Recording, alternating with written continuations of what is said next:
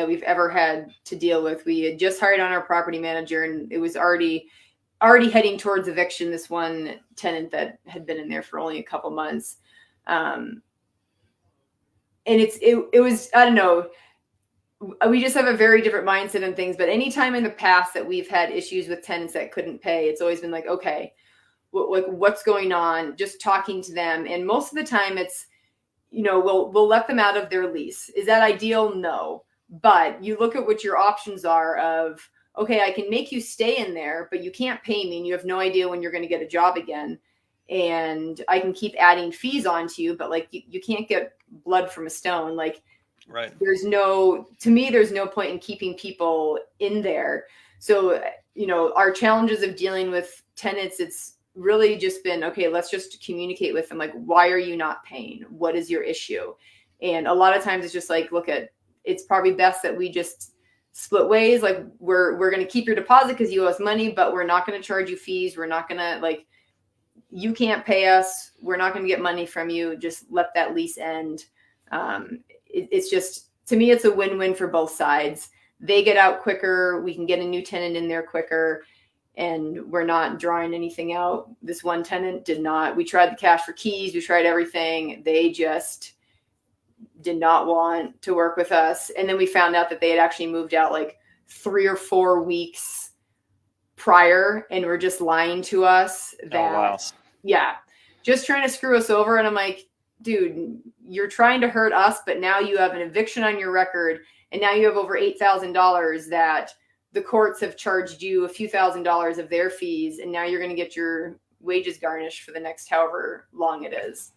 Yeah. So the tenants, so many people don't want to get into being landlords because of the tenants, but that's literally like one tenant in 20 years that we've had to evict. But they can be difficult, but most of the time, if you just talk to them like they're humans and don't look at them as just like you're a paycheck to me, with the exception of this one person, we've always been able to work things out, but it's definitely been some challenges at times. But and I think anything worth doing comes with its own set of issues. So no matter what you're doing, you're going to deal with people and issues that come along with just dealing with that, no matter what industry and what trade that you specialize in. And I feel like property management, if you're managing for other people, that it would be tough to be motivated on that front. If you're managing your own portfolio, you're optimizing it, you're maximizing it, you're able to control every aspect of it. That's where it becomes bigger than just the business.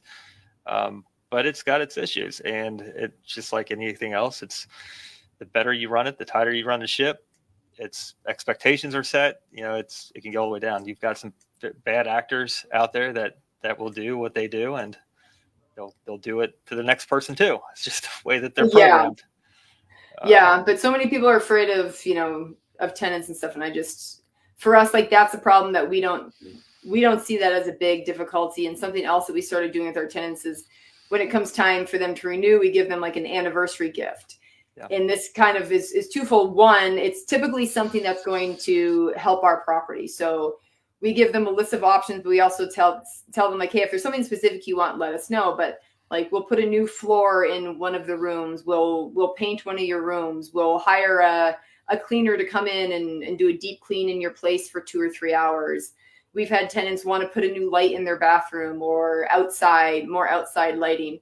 But that's been like, our tenants have loved that. One, as I said, like, we kind of do small upgrades to our property, but it also makes the tenant feel like they get some say in what happens at where they're living. Like, this is where they live. It's their home. So when they have a say in what can be upgraded or what they can get, like, it's been really good. And I think it's one reason we've been able to keep tenants. Most of our tenants we have for 2-3 years, which is not that common in a lot of areas for long-term rentals. So we'll put a USB charging outlet in the kitchen, and that's a huge hit. It's something that costs. It doesn't cost a ton at all, but it's such a huge convenience to just have available for the residents. But yeah.